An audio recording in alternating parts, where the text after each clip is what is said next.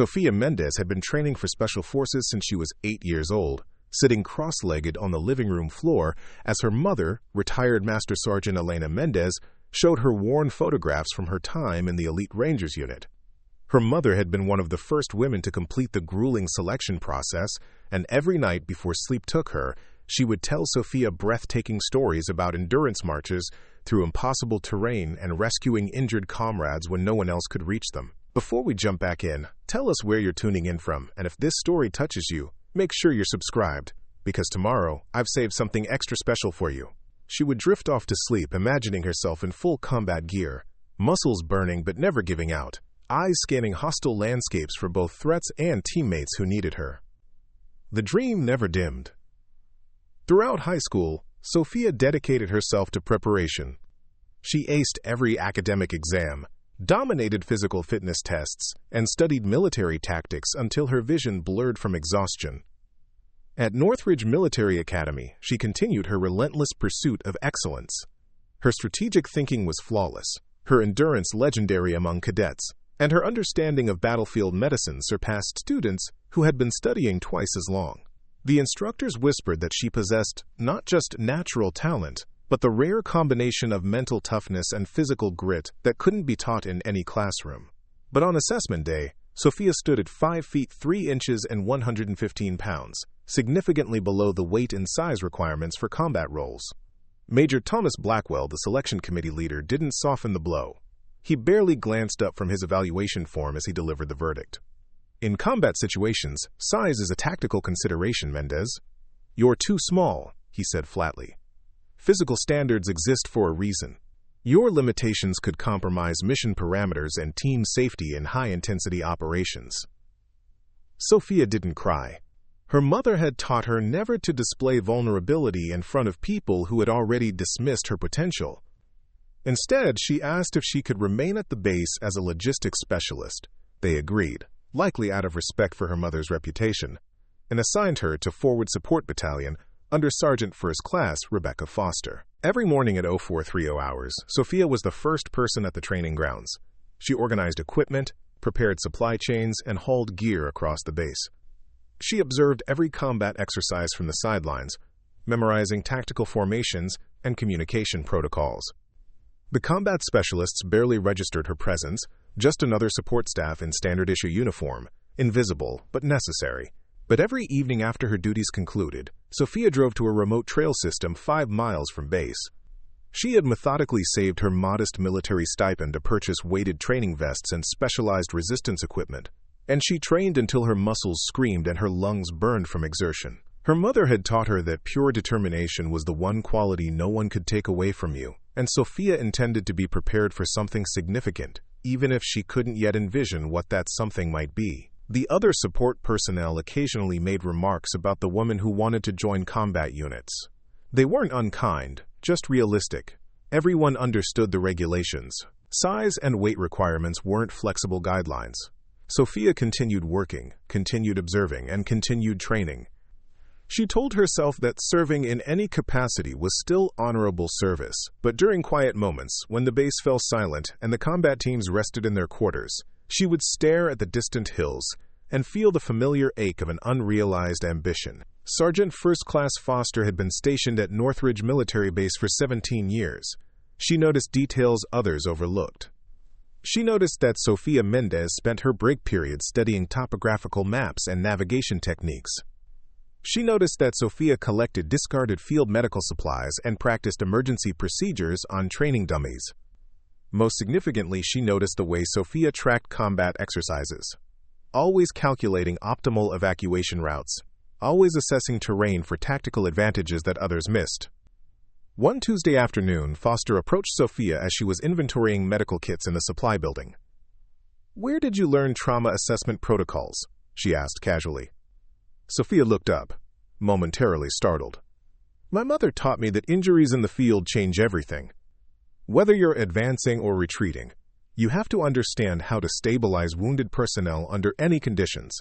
Foster nodded thoughtfully. "Your mother sounds like a remarkable woman." The base conducted informal endurance challenges every few months, primarily for morale and fitness evaluation.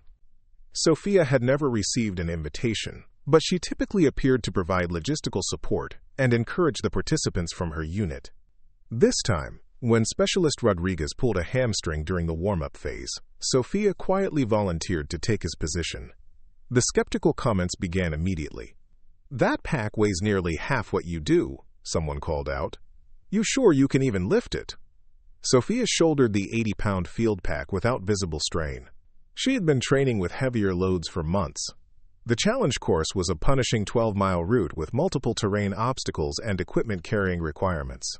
Sophia set a steady pace, regulated her breathing precisely as her mother had instructed, and managed her energy reserves with methodical efficiency. The first checkpoint came and went, with Sophia moving steadily. The second checkpoint registered her still maintaining consistent speed. By the third checkpoint, the dismissive comments had completely ceased. By the fourth checkpoint, a small gathering of officers had assembled. Preparing and narrating this story took us a lot of time, so if you are enjoying it, subscribe to our channel. It means a lot to us. Now back to the story. Sophia's final time was 2 hours and 7 minutes, faster than any support personnel and competitive with dedicated combat specialists. Sergeant First Class Foster captured a photo of the results board with her phone. "Mendez's time outperforms several combat-qualified personnel," she observed quietly. But the challenge results were classified as an informal training exercise only. No official documentation was maintained. No performance records were updated. The following morning, Sophia resumed her standard duties, and most personnel behaved as though the endurance challenge had never occurred, except Foster. She began leaving advanced field medical manuals where Sophia would discover them. She started mentioning terrain difficulty levels and evacuation procedures when Sophia was within hearing range. She never made explicit statements, but she was preparing for something she couldn't yet define. Sophia absorbed every fragment of information with intense focus. She studied battlefield extraction techniques during quiet moments, practiced carrying increasingly heavy weights during her evening training sessions, and continued her private endurance work on the remote trails beyond the base perimeter. She still dreamed of combat deployment, but she was beginning to recognize that there might be alternative ways to protect her fellow soldiers when traditional combat roles weren't available to her. 4 weeks after the endurance challenge, Northridge Military Base received intelligence regarding increased hostile activity in their operational zone. Enhanced security protocols were implemented, additional medical supplies were stockpiled, and training exercises intensified in both frequency and complexity. The atmosphere throughout the base transitioned from routine operations to active preparation for potential engagement. Sophia detected the shift immediately. Combat specialists who previously approached training with casual confidence now exhibited focused intensity. Support units operated with heightened urgency. Communications became more structured and precise. Something significant was developing, though discussions remained classified and compartmentalized. During this period, Sophia gathered fragments of information that weren't intended for her clearance level. Major Blackwell had been engaged in secure video conferences with Central Command. The base's medical evacuation systems were being reassessed and reinforced daily. Most revealing of all, the requests for field medical supplies had quadrupled, with particular emphasis on trauma treatment and evacuation equipment. Sergeant First Class Foster continued her unofficial mentoring, but her guidance became more specific and urgent. She taught Sophia about evacuation priorities under fire, carrying techniques for wounded personnel, and managing multiple casualties in hostile environments simultaneously. "Why are you teaching me all this?" Sophia asked one evening as they reviewed medical evacuation protocols. Foster looked at her with serious intensity. "Because I've been watching you for months, Mendez. You have something most trained medics never develop: the ability to make impossible decisions under extreme pressure. I have a feeling we're going to need that capability sooner than anyone anticipates." That night, Sophia remained awake, watching through her quarters window as security teams conducted their patrols with heightened vigilance. The entire base felt like a compressed spring, ready to release tremendous energy at the slightest provocation. Lieutenant Michael Reeves, one of the younger combat officers, approached Sophia the next morning while she was preparing equipment for his unit's training exercise. He was barely 26, with thoughtful eyes and a reassuring demeanor. He kept a photograph of his younger brother, who was currently in physical rehabilitation after a serious training accident, tucked inside his tactical vest right next to his communication equipment. "I heard about your performance in the endurance challenge last month," he said quietly. "That was genuinely impressive stamina and pacing." Sophia continued her inventory without looking up. "Just determination, sir." "Determination doesn't maintain that pace over 12 miles with full equipment," Reeves replied. "That was exceptional physical conditioning and mental fortitude." As he departed, Lieutenant Reeves paused briefly. "Keep training, Mendez. Something tells me we're all going to need to draw on every ounce of strength very soon." Sophia watched him leave, noting the tension in his movements, the way he constantly surveyed their surroundings. Even the combat officers could sense it, the invisible pressure building toward an unavoidable confrontation. That evening, during her training session on the remote trails, Sophia pushed beyond her previous limits. She increased her weighted pack to 120 pounds and extended her route to include steeper elevation changes. Her mother's guidance resonated in her thoughts. Preparation isn't about what you expect to encounter. It's about being ready for what you never anticipated facing. The alarm shattered the pre-dawn stillness at 0415 hours. Sophia awakened instantly in her quarters, immediately alert. This wasn't a drill or training scenario. The alert pattern was different, more urgent, more critical. "All personnel to emergency positions. This is not a drill. Repeat, this is not a drill." A reconnaissance team had encountered heavily armed hostile forces without warning, resulting in multiple casualties. The team had been conducting standard patrol operations when they were ambushed 15 miles beyond the base perimeter. Communications were fragmented and alarming. Alpha team pinned down. Multiple casualties. Unable to reach extraction point. Sophia sprinted to the command center, but chaos had already engulfed normal operations. Medical teams were scrambling to prepare for incoming wounded, but the tactical situation had been too precisely orchestrated. The injured personnel were trapped in a narrow valley with steep terrain on 3 sides, completely exposed to enemy fire, unable to move or evacuate safely. Through the static-filled communications, one voice cut through with chilling clarity. "This is Lieutenant Reeves. I'm with 3 critically wounded, cannot maintain position. Requesting immediate medical evacuation. Anyone, please respond." Sophia felt her blood turn cold. Lieutenant Reeves, the young officer with his brother's photo, who always treated support personnel with genuine respect when others saw them as invisible. The base's primary medical evacuation team had been deployed to another location when the attack occurred. The backup team reported that the terrain was too restrictive for vehicle access, and helicopter evacuation was impossible due to heavy enemy fire. Lieutenant Reeves and his wounded teammates were isolated, bleeding out, waiting for help that couldn't reach them. Sophia ran to the emergency equipment storage. Her hands moved automatically to the advanced medical backpack, the same equipment that everyone had doubted she could carry effectively. She grabbed the pack and additional trauma supplies, then sprinted toward the Tactical Operations Center. The senior officer on duty was coordinating the broader response to the attack, focused on securing the base perimeter and organizing a larger counteroffensive. "Sir, I need authorization to attempt medical evacuation for Lieutenant Reeves' team," Sophia stated firmly. The officer barely glanced at her. "Negative, Specialist. We've already determined evacuation is impossible. The terrain is too restrictive, and enemy fire is too heavy. We're preparing a full tactical response, but it will take at least 3 hours to mobilize." "Those wounded don't have 3 hours, sir," Sophia responded. "I know the terrain. I've been training on those exact trails for months. I can reach them." "Absolutely not," the officer said dismissively. "You're support personnel, not combat certified. And frankly, you don't have the physical capability to extract wounded under those conditions." Sophia stood her ground. "With all due respect, sir, I completed the endurance course faster than most combat specialists. I've been training with weights exceeding the body weight of our personnel. I can reach them." Lieutenant Reeves' voice crackled through the communications system again. "Base, this is Reeves. Specialist Chen's condition is deteriorating rapidly. Estimate less than 40 minutes before we lose him. Please advise." The operations officer looked torn between protocol and the desperate situation. Finally, he nodded curtly. "You have provisional authorization, Specialist Mendez, but you're going alone. I cannot risk additional personnel on what's likely a futile attempt." Sophia was already moving before he finished speaking. She collected a communication device, emergency navigation equipment, and additional medical supplies. Within 7 minutes, she was racing toward the base perimeter, following the hidden trails she had mapped during countless training sessions. The terrain was brutal.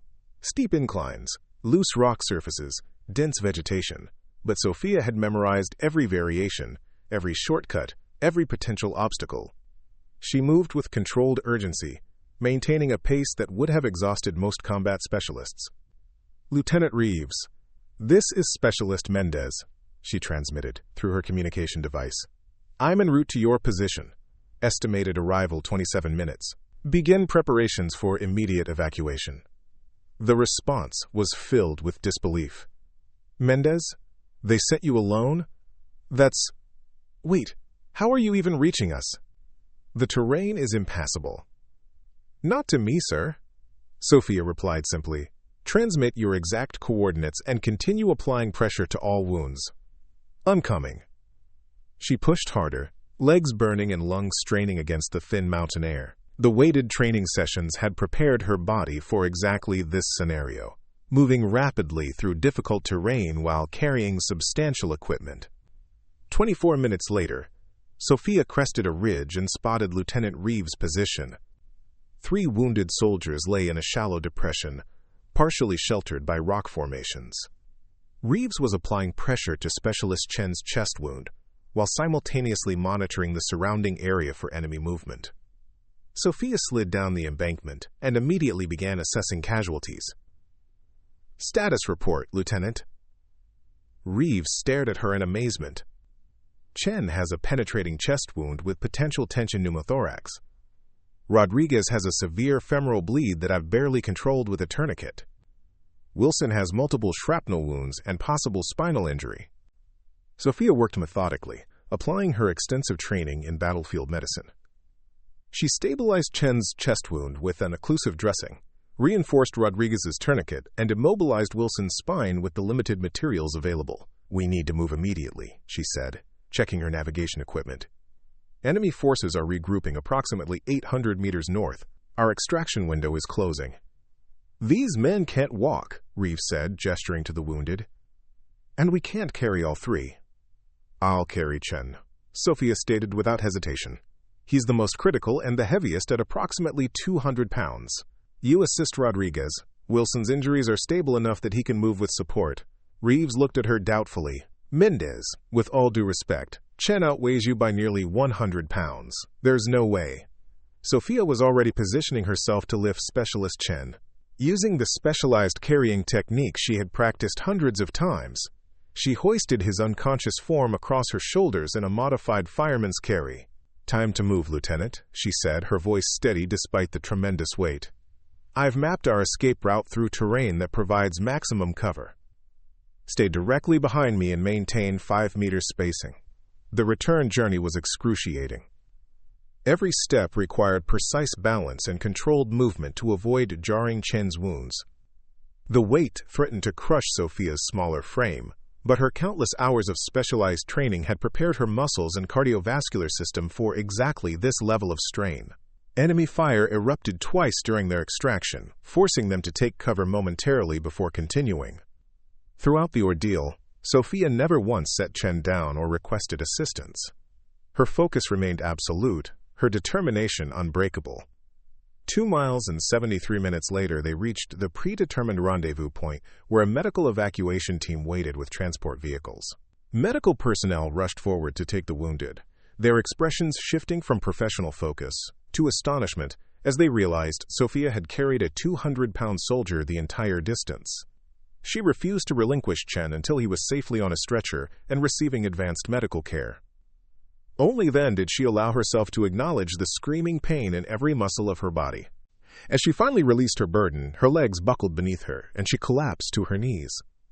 A medic rushed to her side, concerned about her condition, but Sophia waved them away. "Take care of the wounded first. I'm just tired." Lieutenant Reeves knelt beside her, his eyes filled with something beyond gratitude. "Tired? Mendez, what you just did was impossible. Carrying Chen that distance, through that terrain, under those conditions, it should have been physically impossible." Sophia managed a small smile through her exhaustion. Not impossible, sir. Just improbable for someone my size. As Sophia was transported back to base for medical evaluation, whispers of her extraordinary feat began spreading throughout the ranks. Initial skepticism quickly transformed into astonishment as eyewitness accounts confirmed what many deemed impossible. A support specialist, one deemed too small for combat roles, had traversed 2 miles of hostile terrain while carrying a soldier nearly twice her weight. Major Blackwell, who had personally rejected Sophia from combat qualification, stood silently in the medical center doorway, watching as doctors examined her for injuries. His expression remained unreadable, but his presence spoke volumes. Something unprecedented had occurred, something that challenged fundamental assumptions about physical capability and combat effectiveness. Sophia expected severe disciplinary action, circumventing normal authorization channels, entering active combat zones without proper clearance, potentially endangering herself and others through unauthorized action. She had violated numerous protocols in less than 2 hours. Instead, she received a message that the base commander requested her presence the following morning once medical clearance was granted. Colonel Victoria Harrington sat behind her desk with Sophia's personnel file open before her, the same file containing her combat disqualification documentation. "Sit down, Specialist Mendez." She gestured to the chair opposite her desk. Sophia sat with perfect posture, hands folded in her lap, prepared for whatever consequences her actions had earned. The base commander studied her with penetrating intensity before speaking. "That was an extraordinary extraction, Specialist," Colonel Harrington said evenly. "Our medical team confirms that all 3 wounded soldiers will survive, largely due to your rapid intervention and evacuation. Specialist Chen would certainly have died without your immediate action." "Thank you, ma'am. I was simply doing what needed to be done." "No," the colonel replied firmly. "You did what multiple combat-qualified personnel deemed impossible." Lieutenant Reeves submitted his after-action report. He states that you carried Specialist Chen, who weighs 204 pounds, for approximately 2 miles through mountainous terrain while under intermittent enemy fire. She leaned forward, eyes narrowing slightly. "Our combat physical standards exist for substantive operational reasons, Specialist Mendez. They're not arbitrary barriers. They're designed to ensure personnel can perform necessary battlefield functions under extreme conditions." "I understand completely, ma'am." "Do you?" Colonel Harrington tapped Sophia's file thoughtfully. "Because yesterday you demonstrated physical capabilities that directly contradict our standard assessment metrics. You performed a battlefield evacuation that our existing combat personnel considered physically impossible." She signed a document and slid it across the desk. "Specialized training authorization. You're being transferred to Advanced Combat Medical Response, effective immediately. You'll maintain your current support responsibilities, but you'll also train with our elite extraction teams." Sophia stared at the document, struggling to process what she was reading. "Ma'am, I'm support personnel. I failed combat qualification standards." "Yesterday you were support personnel," Colonel Harrington responded. "Today you're the person who saved Lieutenant Reeves' team when our standard protocols failed. Tomorrow you'll be whatever this military needs you to be." The transfer proceeded without fanfare. No public announcements, no formal ceremonies. Sophia preferred this approach. She continued performing her logistical duties and maintained her private training regimen. But now she also spent 4 hours daily training with Sergeant First Class Foster and the base's specialized medical extraction teams. Other personnel gradually altered their treatment of her, not with the previous dismissal or casual indifference, but with genuine professional respect. Someone had taken her original combat disqualification notice from her personnel file and posted it on the training center bulletin board. But they had crossed out the words "insufficient physical capability" and written above them, "Standard metrics don't apply." Lieutenant Reeves visited her in the logistics center 2 weeks later. "I wanted to thank you properly," he said. "Specialist Chen is recovering well. His family gets to see him again because of what you did." Sophia nodded, uncomfortable with direct gratitude. "Just doing what was necessary, sir." "No," Reeves said with quiet conviction. "You went far beyond necessary." That's the difference between someone who follows protocols and someone who transcends them to save lives. Her unofficial designation appeared on training rosters without explanation. Carrier, the person who brings everyone home, even when standard evacuation procedures fail. Word of Sophia's extraordinary extraction began circulating beyond Northridge Military Base.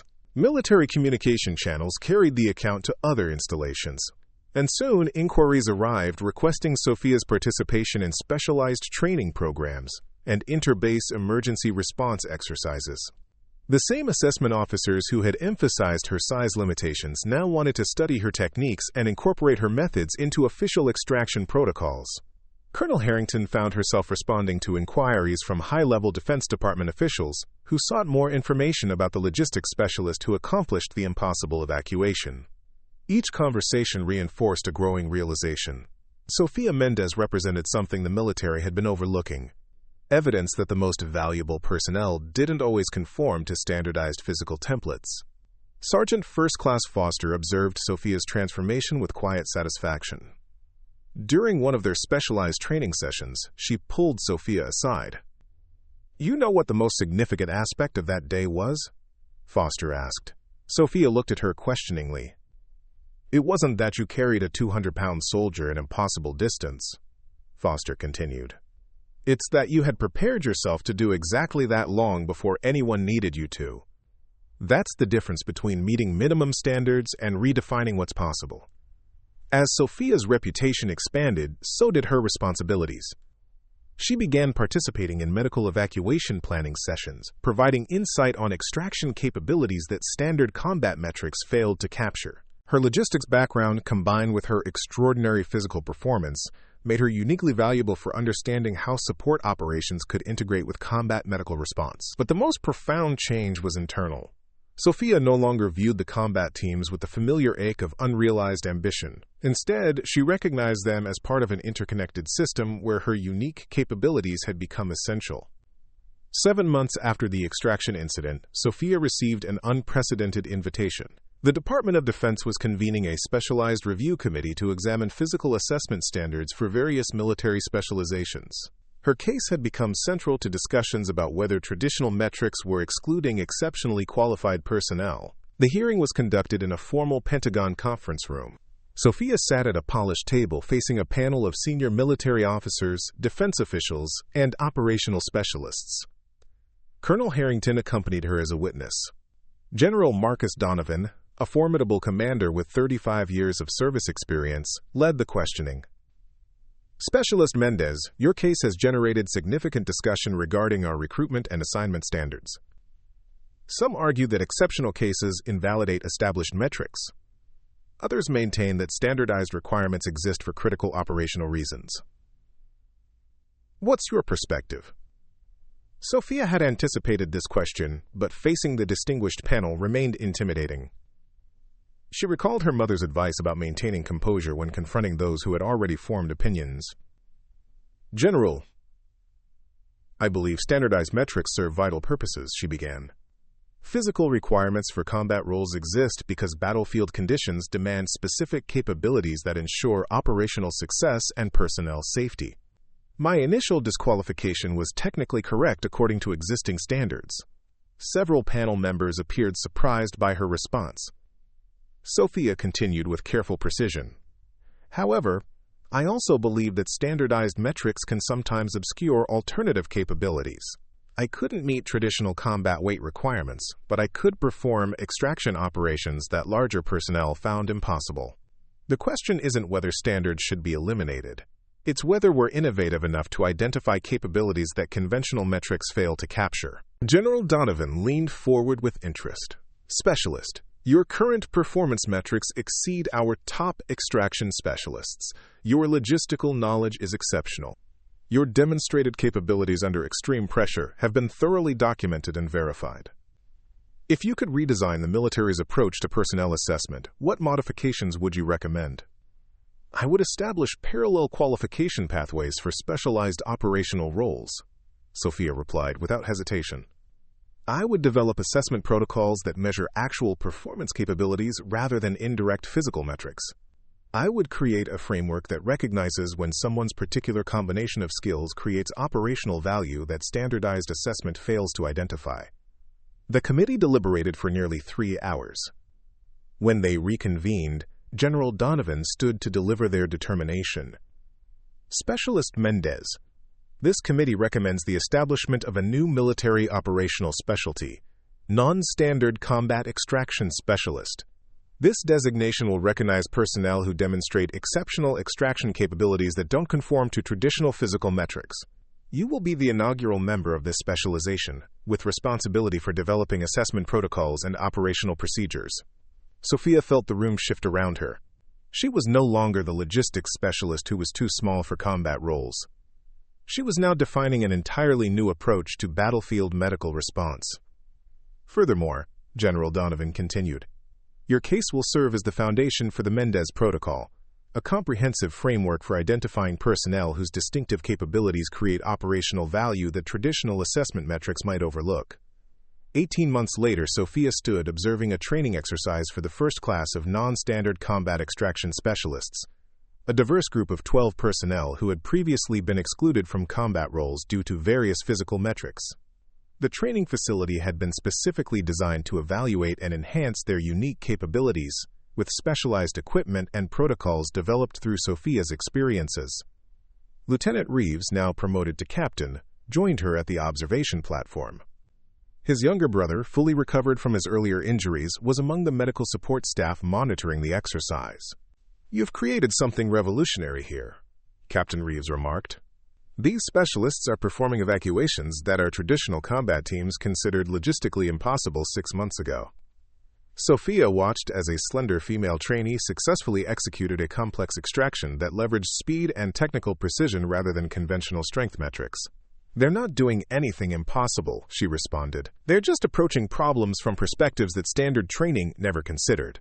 The Mendez Protocol had been implemented across multiple military branches.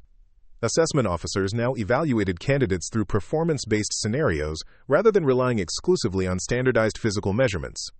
Hundreds of previously disqualified personnel were now serving in specialized roles that maximized their distinctive capabilities. Sergeant First Class Foster, recently promoted to Master Sergeant, approached with a digital tablet. Carrier, we have 5 new candidates for the non-standard program. All were previously disqualified from combat roles based on traditional metrics. All demonstrate exceptional capabilities in non-conventional areas. Sophia reviewed the files with careful attention. One candidate was a former competitive rock climber, whose lightweight build had eliminated him from traditional combat consideration, but whose technical climbing abilities made him ideal for difficult terrain extractions. Another was a logistics specialist, whose cardiovascular efficiency compensated for below-standard upper body strength measurements. The third was a support technician whose exceptional spatial reasoning abilities enabled unprecedented navigation through complex environments. They remind me of someone I once evaluated, Foster said with a knowing smile. As evening approached at Northridge Military Base, Sophia reflected on the journey from that devastating disqualification to her current position.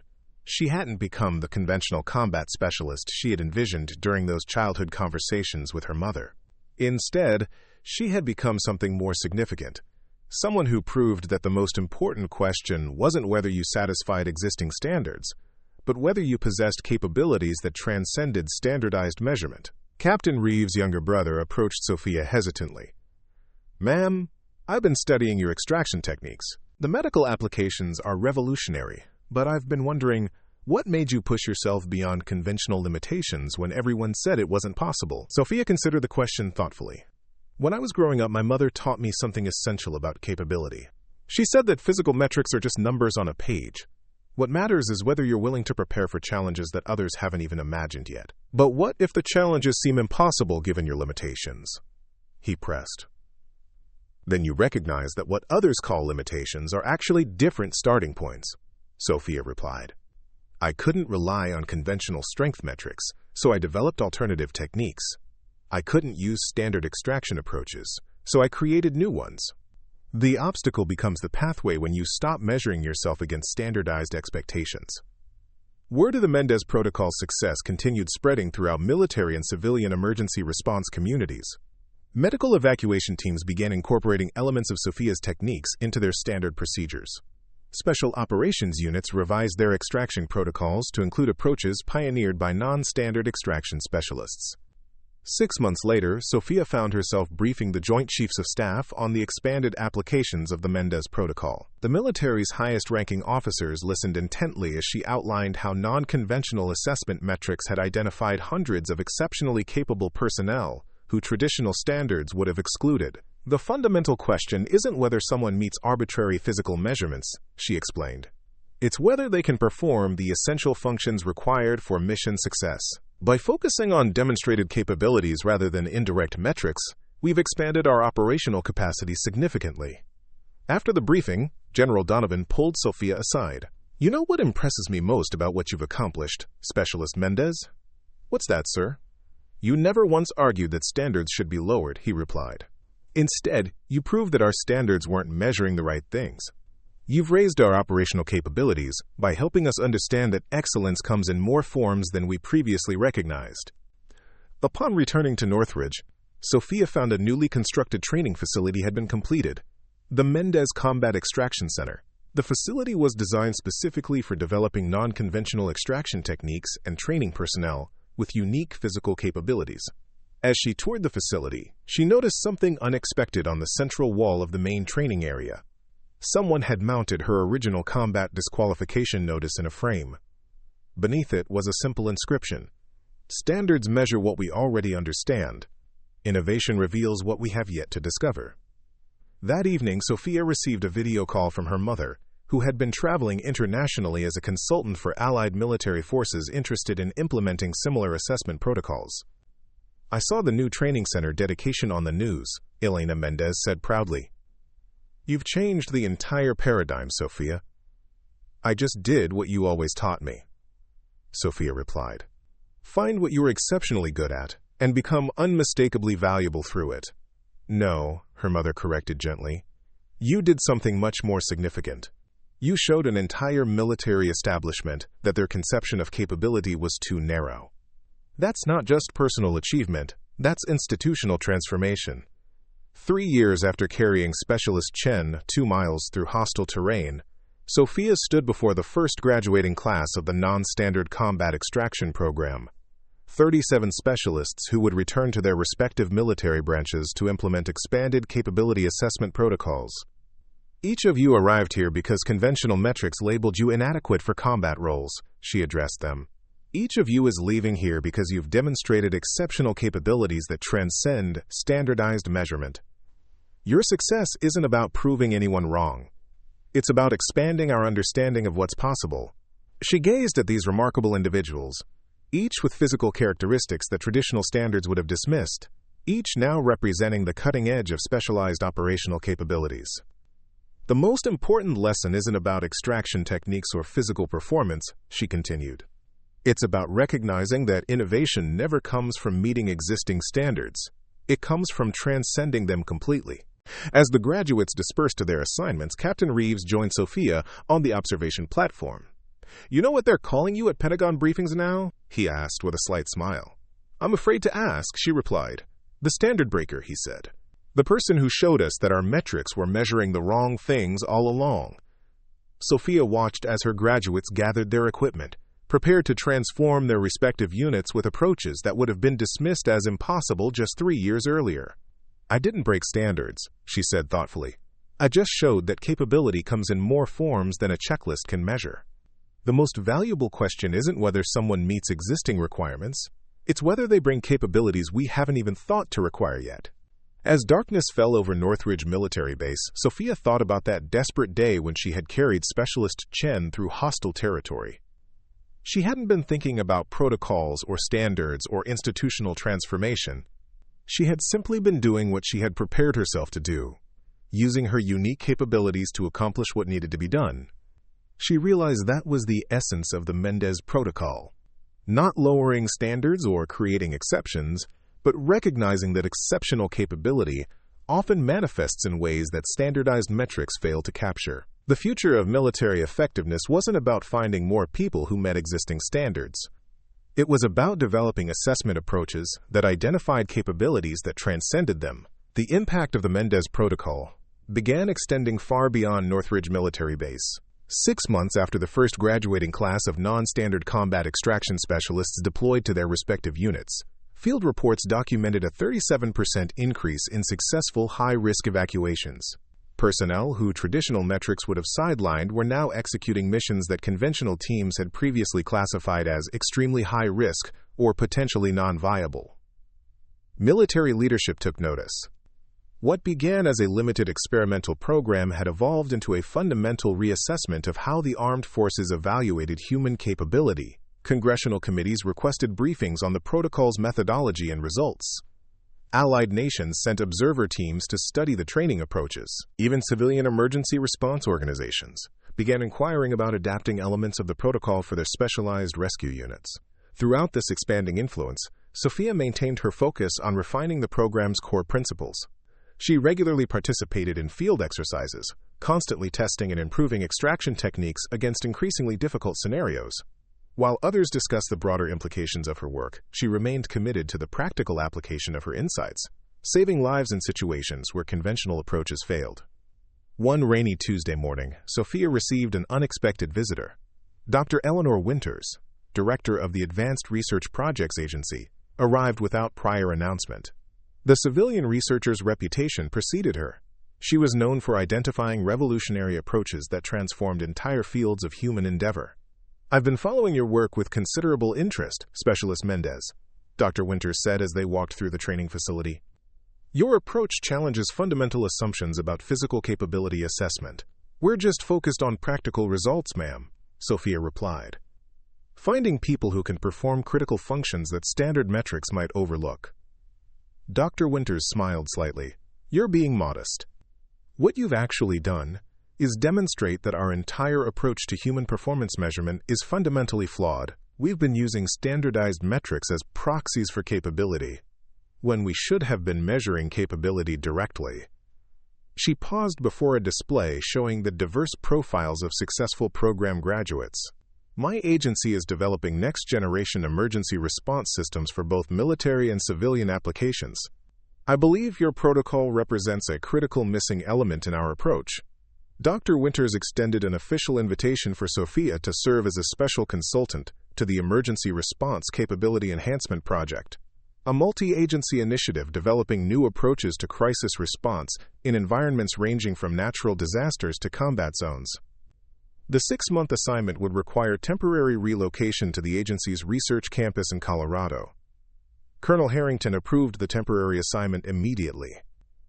"This is exactly the kind of cross-disciplinary application we've been hoping for," she told Sophia. "Your insights deserve the broadest possible implementation." 2 weeks later, Sophia arrived at the sprawling research facility nestled in the Colorado mountains. The campus housed specialists from diverse backgrounds: military tacticians, emergency medicine experts, cognitive scientists, equipment designers, and operational psychologists. All were working toward a common goal: revolutionizing how humans respond to crisis situations. Dr. Winters introduced Sophia to the assembled research team during their weekly coordination meeting. "Specialist Mendez brings something unique to our project," she explained. "While most of us approach capability enhancement through technology or procedural innovation, she has demonstrated that human performance itself contains untapped potential that our standard metrics fail to identify." The research team welcomed Sophia with professional curiosity, but she quickly sensed an undercurrent of skepticism from some members. Dr. Richard Voss, the project's lead human performance analyst, seemed particularly reserved. During their first collaborative session, Dr. Voss challenged Sophia's methodology directly. "While your individual accomplishments are certainly impressive, Specialist Mendez, the scientific community requires reproducible results. One exceptional performance doesn't invalidate established physiological principles." "I agree completely," Sophia replied calmly. "That's precisely why we've developed standardized assessment protocols that have identified hundreds of similarly capable personnel across multiple service branches. The results aren't about exceptional individuals. They're about capabilities that conventional metrics systematically overlook." She displayed performance data from the program's graduates, showing consistent patterns of success in specialized extraction scenarios. "These aren't anomalies, Dr. Voss. They're evidence that our understanding of human capability has been unnecessarily constrained by standardized measurement approaches." Dr. Voss studied the data with growing interest. "This challenges several established models of physical performance correlation," he admitted.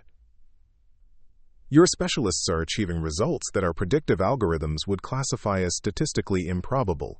That's because your algorithms are based on assumptions about what physical attributes correlate with specific performance outcomes, Sophia explained. We found that when you measure performance directly, individuals often develop compensatory techniques that leverage their unique physical characteristics in ways standardized metrics never capture. The exchange set the tone for Sophia's integration with the research team. She wasn't there to replace their scientific expertise, but to challenge their fundamental assumptions about human capability. Over the following weeks, she worked closely with each specialist group, helping them recognize how their respective disciplines might be inadvertently limiting human potential through standardized assessment approaches. With the equipment design team, she demonstrated how extraction tools optimized for average physical proportions often created artificial limitations for operators with different body types. This led to the development of modular equipment systems that could be rapidly configured to match individual operator characteristics. With the cognitive scientists, she shared insights about how physical constraints often drove innovative problem-solving approaches that conventional training programs never developed. This resulted in new training methodologies that deliberately introduced controlled limitations to stimulate adaptive thinking. With the emergency medicine experts, she explained how non-standard extraction specialists often developed unique patient stabilization techniques based on their specific physical capabilities. This inspired new triage protocols that matched medical responders to casualties based on capability profiles rather than generic certification levels. Gradually, Dr. Voss's initial skepticism transformed into intellectual fascination. He began running sophisticated analysis models comparing conventional performance metrics with actual field results, identifying systematic disconnections between predicted and demonstrated capabilities. The implications extend far beyond military applications, he told Sophia during a late-night analysis session. Our entire approach to human performance assessment, from athletic competition to professional certification, may be fundamentally flawed. We've been using standardized measurements as shorthand for capability, but your work suggests that's an inherently limited approach. As her 6-month assignment reached its midpoint, Sophia received notification of an upcoming field demonstration for high-level Defense Department officials. Dr. Winters wanted to showcase how the integrated research was transforming crisis response capabilities. This is an opportunity to secure implementation funding across multiple agencies, Dr. Winters explained. We need to demonstrate conclusively that our approach represents a genuine paradigm shift in human performance enhancement.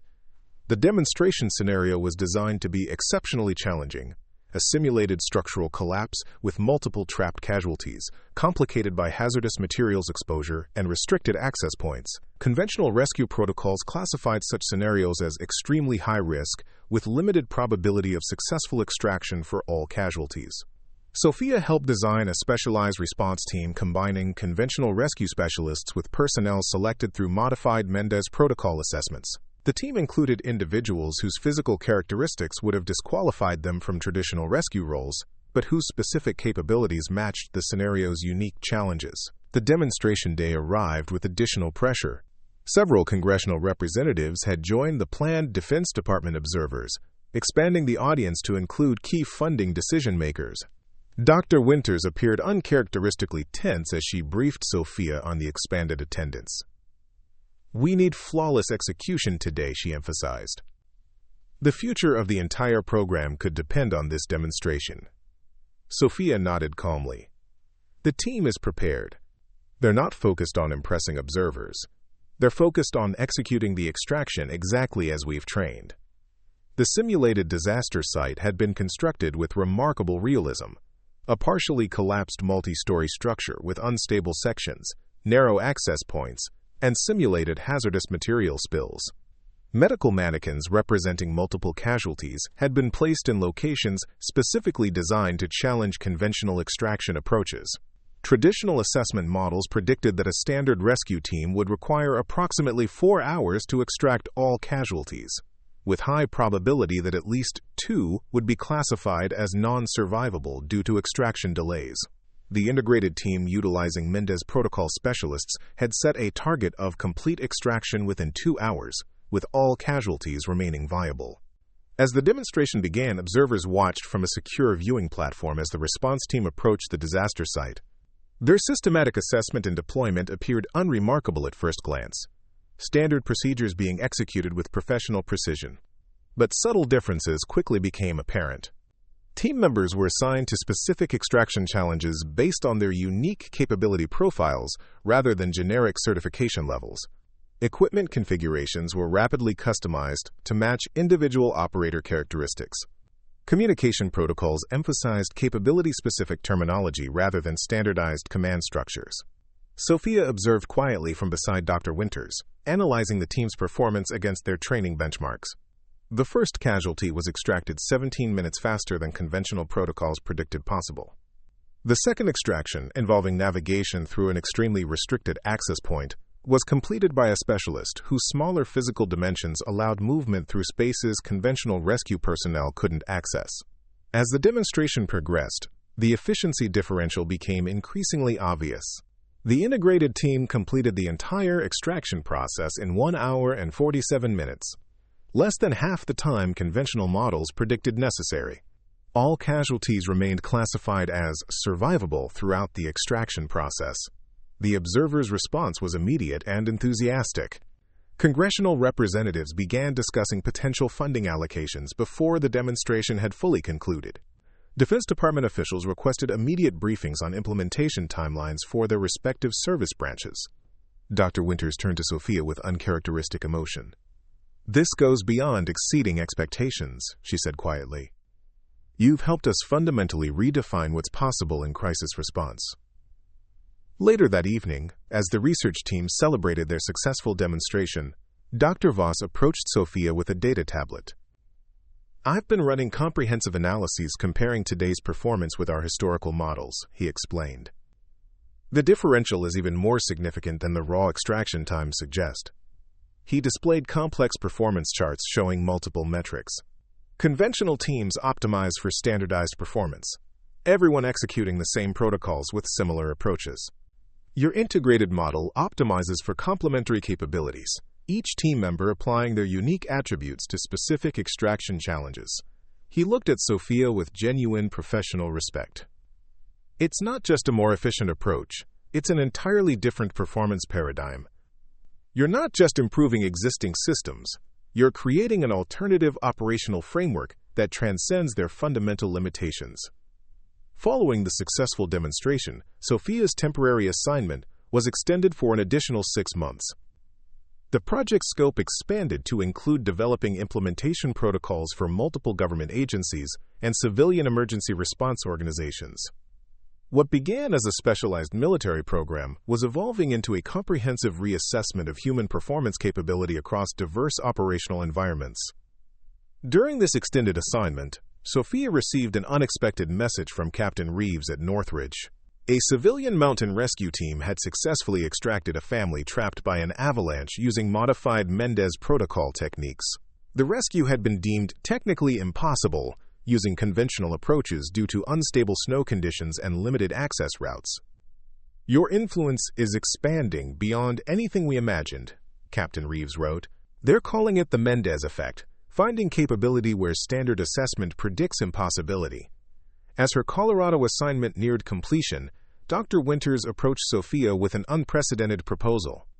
The Advanced Research Projects Agency was establishing a dedicated human capability assessment division with the specific mission of revolutionizing how human performance was measured and enhanced across multiple domains. They wanted Sophia to lead the division's implementation team.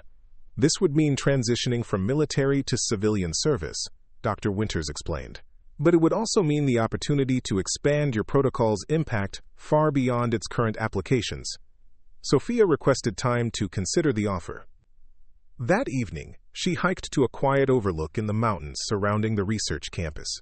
The expansive landscape provided perspective as she contemplated this unexpected career pivot. She had never envisioned herself as a research director or program administrator. Her identity remained fundamentally connected to practical operational effectiveness, developing capabilities that saved lives in situations where conventional approaches failed. The prospect of leading a research division seemed removed from that core purpose. As darkness fell, Sophia received a video call from Sergeant First Class Foster, who had been overseeing the non-standard combat extraction program during her absence. "I heard about the research agency's offer," Foster said without preamble. You're considering declining it, aren't you? Sophia smiled slightly. Foster's perceptiveness remained uncanny. It feels disconnected from what we've been building, she admitted. I'm not a researcher or administrator. I'm an operator. Foster nodded thoughtfully. Remember what you told our first graduating class?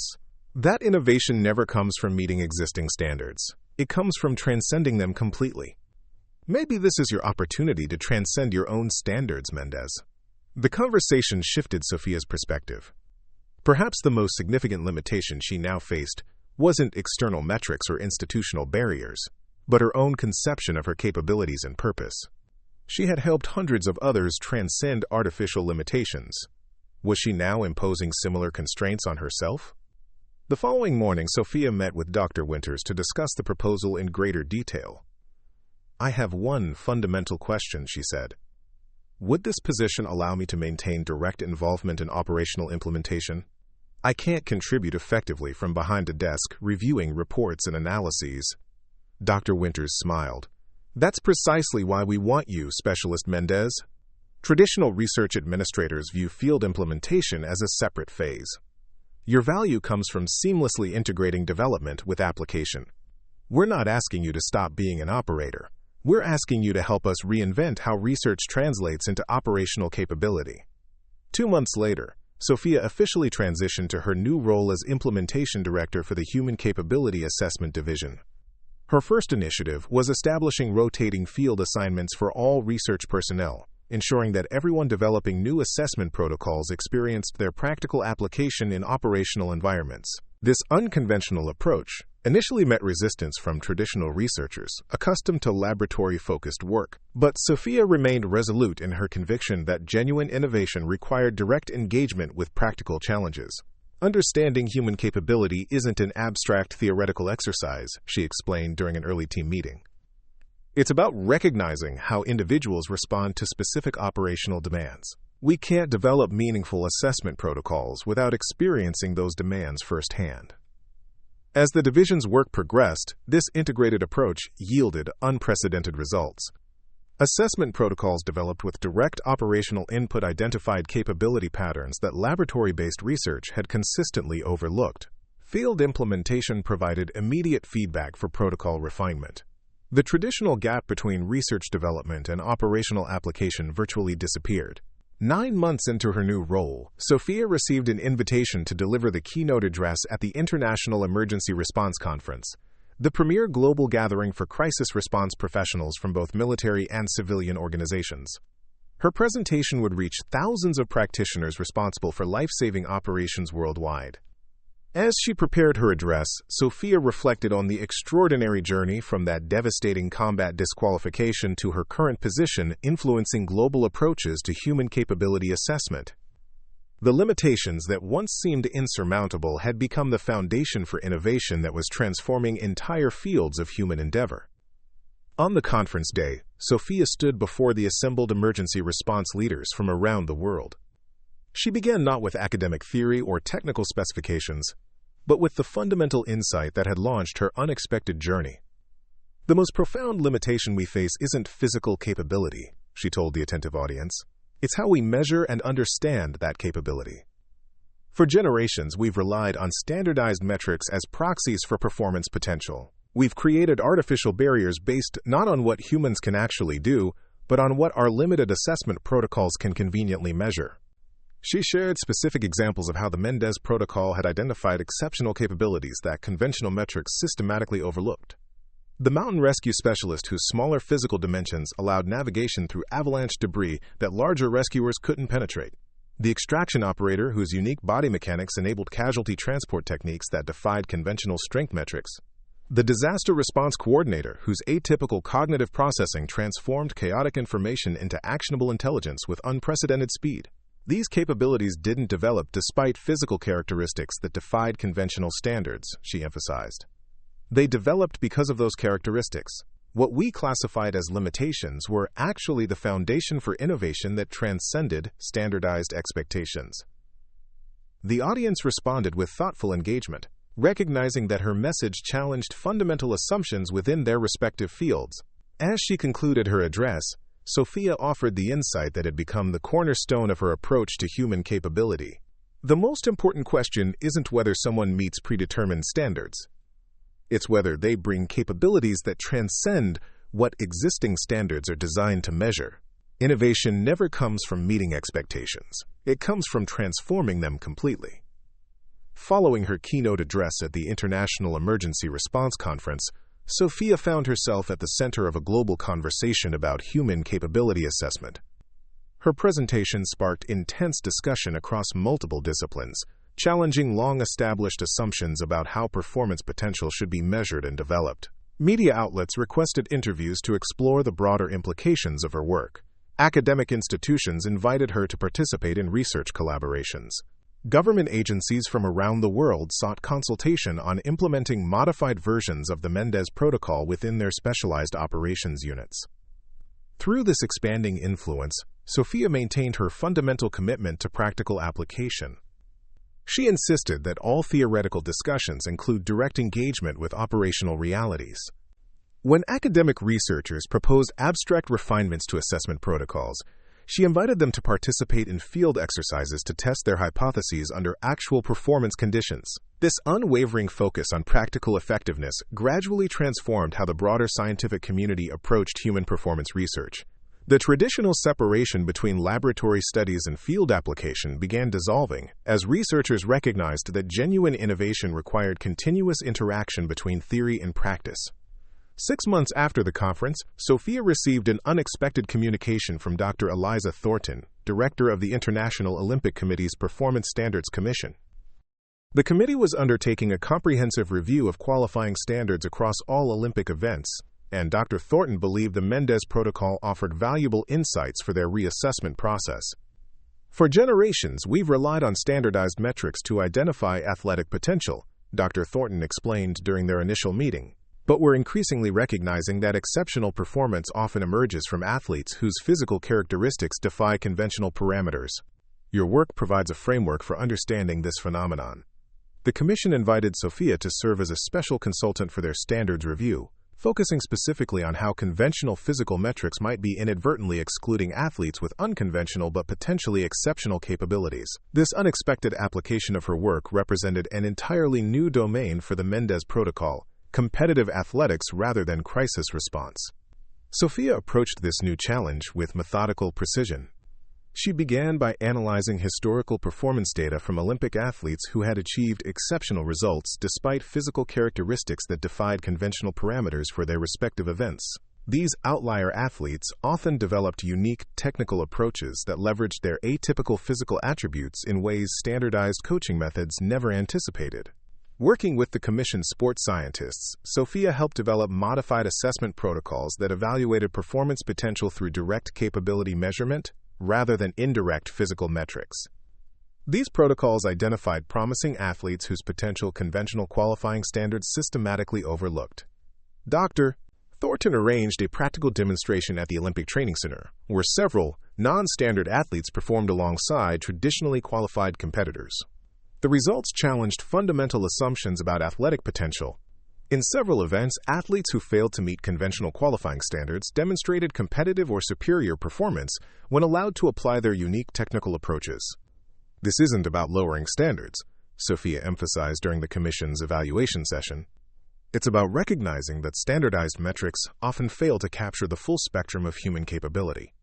When we measure performance directly rather than relying on indirect physical proxies, we discover potential that conventional assessment systematically excludes. The Commission's subsequent report recommended significant modifications to Olympic qualifying processes, incorporating elements of the Mendez Protocol into talent identification programs across multiple sports. This represented an unprecedented expansion of Sophia's work beyond its original emergency response applications.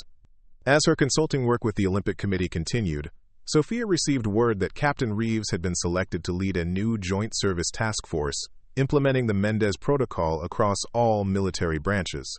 What began as her personal response to physical disqualification had evolved into a comprehensive reassessment of how the entire military evaluated human capability. During a video conference with Captain Reeves, Sophia learned that the impact of her work continued expanding in unexpected directions.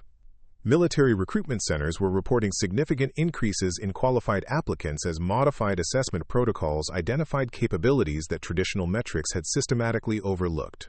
Specialized units were documenting operational successes in scenarios previously classified as extremely high risk or potentially non-viable. "You've transformed not just how we measure capability," Captain Reeves told her, "but how individuals perceive their own potential. People who conventional standards would have rejected are now recognizing that their unique physical characteristics might actually be assets rather than limitations." This broader cultural impact hadn't occurred to Sophia previously. She had focused primarily on institutional assessment protocols and operational effectiveness. The realization that her work was changing how individuals understood their own capabilities added an entirely new dimension to its significance. 2 weeks later, Sophia received a letter from a young woman named Mia Robertson, who had recently completed the non-standard combat extraction specialist program at Northridge. The letter described how Mia had been rejected from multiple military specializations due to her small physical stature before the Mendez protocol created an alternative pathway for her service. "I had accepted that my dreams of military service would never extend beyond support roles," Mia wrote. "Then I learned about you carrying Specialist Chen 2 miles through hostile territory. That story changed everything for me. It wasn't just about emergency extraction techniques. It was about recognizing that what others call limitations might actually be foundations for unique capabilities." The letter continued describing how Mia had leveraged her smaller physical dimensions to develop extraction techniques specifically for confined space operations, rescuing casualties from collapsed structures, damaged vehicles, and other restricted environments where larger personnel couldn't effectively operate. "Last month, I extracted 3 injured Marines from a collapsed tunnel system that conventional teams couldn't access," Mia wrote. "The medical team said they wouldn't have survived another 30 minutes. That extraction wasn't despite my size, it was because of it. You showed me that limitations only exist when we accept standardized definitions of capability." Similar messages began arriving from individuals across multiple domains: military specialists, emergency responders, athletes, and others whose unique physical characteristics had previously been classified as disqualifying limitations. Each described how the Mendez protocol had transformed not just their professional opportunities, but their fundamental understanding of their own potential. This personal impact dimension added unexpected depth to Sophia's work. She had focused primarily on institutional systems and operational effectiveness. The realization that she was changing how individuals perceived their own capabilities created an entirely new perspective on her mission. During this period of expanding influence, Sophia maintained regular contact with her mother, whose insights had formed the foundation for her approach to capability development. Elena Mendez had retired from active consulting, but remained a trusted advisor for her daughter's increasingly diverse professional endeavors. "You've accomplished something remarkable," Elena told her during one of their conversations. "But I'm curious about something. With all these institutional changes and professional accolades, what still challenges you personally? Where do you still encounter limitations that require you to apply your own protocol to yourself?" The question struck Sophia deeply. She had become so focused on transforming institutional systems and helping others recognize their unique capabilities that she hadn't recently examined her own evolving limitations and potential. Had she inadvertently created a new form of standardized thinking, one that focused exclusively on physical capability assessment while overlooking other dimensions of human potential? This reflection led Sophia to expand her research into broader dimensions of capability beyond physical performance. She began exploring how cognitive processing styles, emotional intelligence factors, and interpersonal dynamics created unique capability profiles that standardized assessment systematically overlooked. Working with cognitive scientists at the Human Capability Assessment Division, Sophia helped develop expanded protocols that evaluated these multidimensional capability patterns. The resulting assessment approach identified potential that transcended not just physical metrics, but conventional cognitive and interpersonal evaluation methods as well. 18 months into her role as implementation director, Sophia received an unexpected communication from the White House. The president was establishing a special commission to examine how government agencies identified and developed human potential across all operational domains. The commission wanted Sophia to serve as its executive director, overseeing a comprehensive reassessment of federal human capability development programs. This represented an unprecedented expansion of her influence, from specialized military applications to potential transformation of the entire federal government's approach to human capability assessment. The appointment would require relocating to Washington, D.C., and navigating complex political dynamics far removed from the operational environments where she felt most effective. Sophia approached this opportunity with characteristic, methodical assessment. She arranged conversations with individuals currently serving in similar roles, seeking to understand the practical realities beyond the formal position description. These discussions revealed significant institutional barriers to implementing genuine assessment innovation within established federal systems. As she contemplated this new challenge, Sophia received a call from Dr. Winters, who had been following her expanding influence with interest. "I sense you're hesitating about the commission appointment," Dr. Winters said perceptively. "You're concerned about becoming disconnected from operational implementation." "The position seems primarily administrative and political," Sophia admitted. "I'm not convinced I can maintain the direct connection between theory and practice that's been fundamental to our success." Dr. Winters was silent for a moment before responding. "Consider this from a different perspective. You've demonstrated conclusively that direct capability assessment is superior to standardized metrics.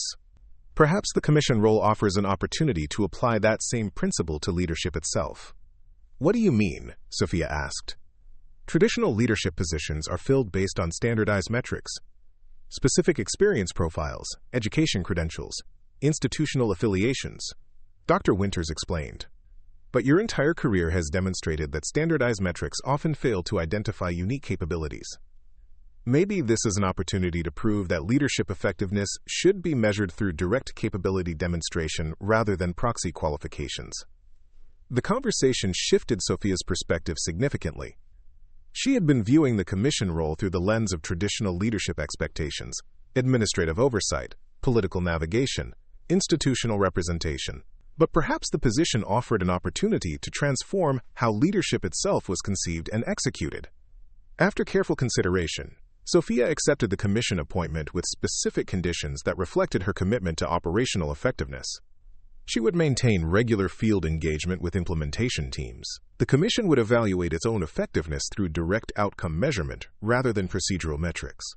Policy recommendations would require practical demonstration before formal adoption. These unconventional conditions initially raised concerns among traditional Washington insiders. Government commissions typically operated through established bureaucratic processes, not dynamic implementation models. But the president had specifically sought Sophia's innovative approach and approved her conditions without reservation. 3 months into her commission leadership, Sophia's unconventional methodology began yielding unprecedented results. By bringing agency representatives directly into field operations, she bypassed months of theoretical policy discussions that typically preceded implementation. By demonstrating capability assessment innovations in real operational contexts, she transformed abstract policy concepts into tangible performance improvements. Commission members who initially resisted her approach gradually recognized its effectiveness. Traditional policy development processes typically required years to move from concept to implementation. Sophia's integrated model compressed this timeline dramatically, while simultaneously improving outcome quality through continuous practical refinement. During this period, Sophia received notification that the Mendez Protocol had been nominated for the National Medal of Technology and Innovation, the nation's highest honor for technological achievement.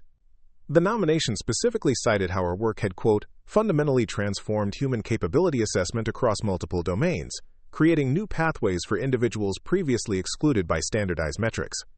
The award ceremony at the White House brought together individuals whose lives and careers had been transformed by Sophia's work. Military specialists who had found new service pathways through modified assessment protocols. Emergency responders whose unique capabilities had saved lives in situations conventional approaches deemed impossible. Athletes who had achieved international success despite physical characteristics that defied traditional parameters. As Sophia accepted the medal, she reflected on the extraordinary journey from that devastating combat disqualification to this moment of national recognition. What began as her personal response to physical limitations had evolved into a comprehensive reassessment of how human capability was measured and developed across entire institutional systems. In her acceptance speech, Sophia emphasized that the true innovation wasn't technical or procedural, but conceptual. "We haven't created new measuring tools or assessment technologies," she explained. "We've transformed what we choose to measure and how we interpret those measurements." The fundamental insight is recognizing that standardized metrics inevitably exclude capabilities that defy standardized parameters. She acknowledged the individuals whose unique capabilities had demonstrated the limitations of conventional assessment. These exceptional performers aren't statistical anomalies to be disregarded. They're evidence that our understanding of human capability has been unnecessarily constrained by standardized measurement approaches. Their success doesn't invalidate standards. It transcends them completely. As the ceremony concluded, Sophia was approached by a Pentagon official who had been among the first to recognize the broader implications of her work. "Your protocol has transformed not just how we assess capability, but how we understand human potential itself," he observed. "That's a legacy that will outlast any specific implementation program or policy initiative." The following morning, Sophia received an unexpected visitor at her commission office. Major Thomas Blackwell, the selection committee leader who had originally disqualified her from combat roles due to her size, had requested a brief meeting. Now approaching retirement after a distinguished military career, he had been following the expanding influence of the Mendez Protocol with interest. "I wanted to speak with you personally before leaving active service," Major Blackwell explained. "I've been reflecting on our interaction at Northridge and its unexpected consequences." Sophia welcomed him respectfully, genuinely curious about his perspective. "That disqualification decision ultimately led to developing the protocol," she acknowledged. "In retrospect, it created an opportunity that might not have emerged otherwise." Major Blackwell nodded thoughtfully. "That's precisely what I've been considering. When I reviewed your application based on standardized metrics, I believed I was making the correct assessment according to established parameters.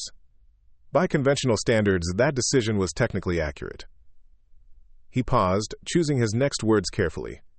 "But what I failed to recognize was that those conventional standards themselves were fundamentally limited. They measured attributes that historically correlated with combat effectiveness, not capabilities that directly demonstrated it. The metrics weren't designed to identify capabilities that transcended standardized parameters," Sophia suggested. "Exactly," Major Blackwell agreed. "And that's the profound insight your work has contributed. You've shown that genuine innovation doesn't come from optimizing within existing frameworks. It comes from recognizing when those frameworks themselves have become limitations." As he prepared to leave, Major Blackwell offered a final observation. "Your protocol isn't just changing how we measure human capability. It's changing how we understand potential itself, not as something to be evaluated against standardized expectations, but as something to be discovered through direct demonstration of what's actually possible." After Major Blackwell's departure, Sophia stood by the office window, contemplating the extraordinary evolution of her work, from personal response to physical limitations to comprehensive reassessment of human potential itself. The Mendez Protocol had expanded far beyond its original military applications into domains she never anticipated: athletic competition, educational assessment, professional certification, and broader human development. She recalled her mother's guidance from childhood. That determination was the one quality no one could take away from you. That wisdom had evolved through her experiences into a more profound understanding that genuine capability transcends standardized measurement, and that limitations only exist when we accept conventional definitions of what's possible. Later that evening, Sophia received a video call from Captain Reeves, who was preparing to deploy with a specialized joint task force implementing the Mendez Protocol in field operations around the world. "I thought you'd want to know about our newest team member," he said, with evident satisfaction. "Specialist Chen completed the non-standard combat extraction program last week." "Chen?" Sophia asked with surprise. "The same Chen I carried 2 miles after the ambush." "The very same," Reeves confirmed. "After recovering from his injuries, he became fascinated with how someone your size managed that extraction. He spent the past year developing hybrid techniques that combine conventional strength approaches with your alternative methodology."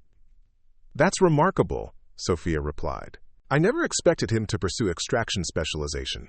"That's not even the most interesting part," Reeves continued. "He's developed an entirely new extraction technique, specifically designed for scenarios where larger personnel need to be evacuated by smaller extraction specialists. They're calling it the Mendez-Chen method, combining elements of both approaches to transcend the limitations of each."